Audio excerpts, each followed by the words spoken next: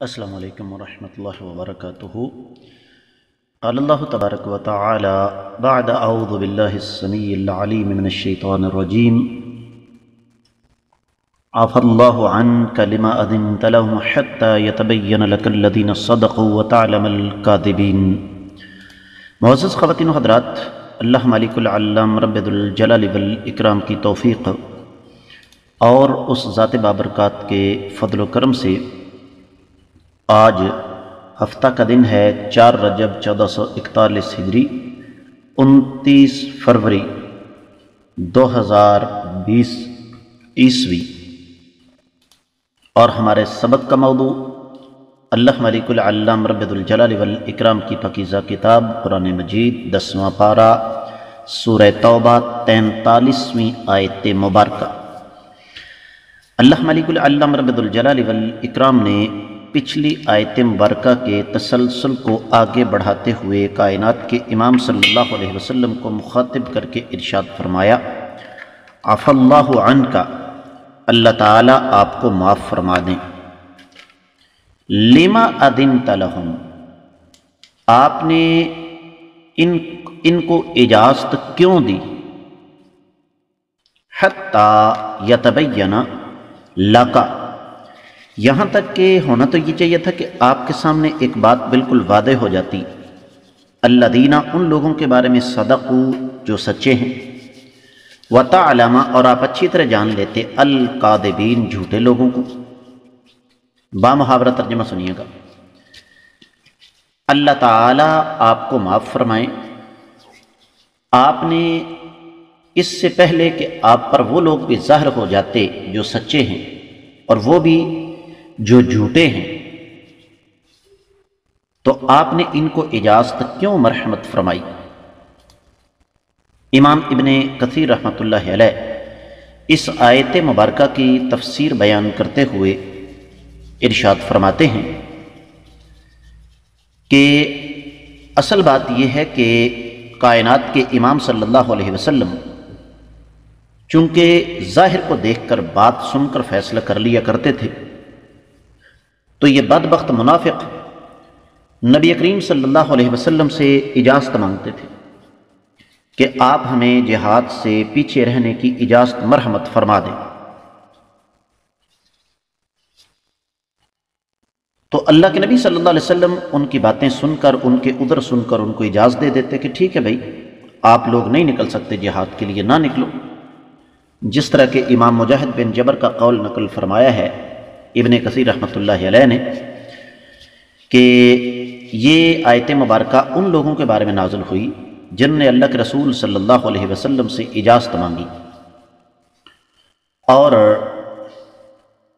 اس کی وضاحت کے لیے ابن کثیر رحمۃ اللہ علیہ سورۃ النور کی 62ویں آیت مبارکہ لے کر آئے۔ رب کائنات فرماتے ہیں، فَإِذَا اسْتَأْذَنُوكَ لِبَعْضِ شَأْنِهِمْ فَأْذَنْ لِمَنْ شِئْتَ مِنْهُمْ، اگر یہ اپنے بعض امور کے لیے آپ سے اجازت مانگتے ہیں تو آپ ان میں سے جس کو چاہیں اجازت دے دیں۔ تو بنیادی بات یہ ہے کہ اب اللہ کے رسول صلی اللہ علیہ وسلم کو تو اس بات کا علم نہیں تھا کہ یہ بدبخت منافق جو ہیں یہ کس نقطہ نظر سے اجازت مانگ رہے ہیں۔ دیگر کتب تفاسیر کا جائزہ لیا جائے تو مختلف تفاسیر، جس طرح کہ بیضاوی ہے، البحر المحیط ہے، وہاں پر اس بات کی وضاحت موجود ہے کہ اللہ رب العزت نے یہاں پر دراصل بظاہر کائنات کے امام صلی اللہ علیہ وسلم کے لیے نسبتاً تھوڑا سا سخت انداز اختیار کیا ہے، لیکن حقیقت میں اللہ رب العزت نے ان ظالم منافقین کی منافقت کا پردہ جو ہے وہ چاک کیا ہے کہ اے نبی صلی اللہ علیہ وسلم، یہ دوسرے لفظوں میں جس طرح ہوتا ہے نا کہ ہماری روزمرہ زندگی میں ہم دیکھتے ہیں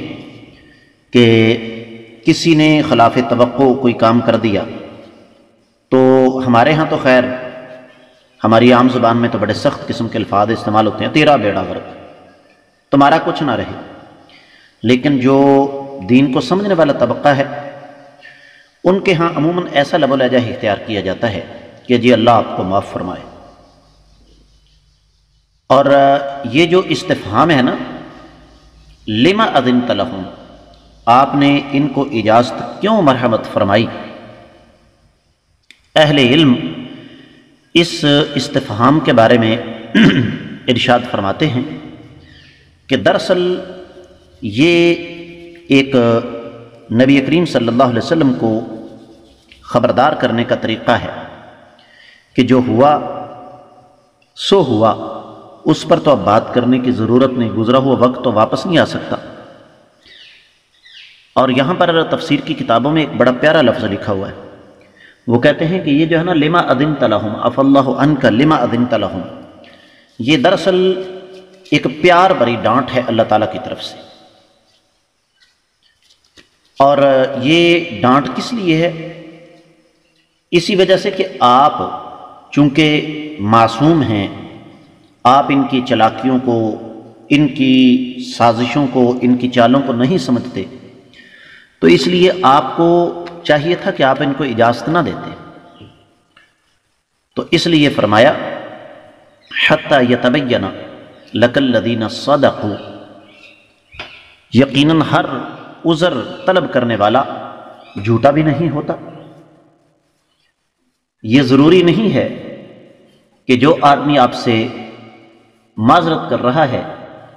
کہ میں اللہ کی راہ میں نہیں نکل سکتا، اس کا عذر غلط ہی ہو۔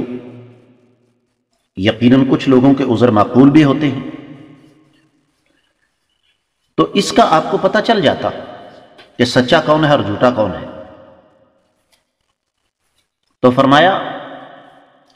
وَتَعْلَمَ الْكَاذِبِينَ، کہ جھوٹا عذر آپ کے سامنے پیش کر کے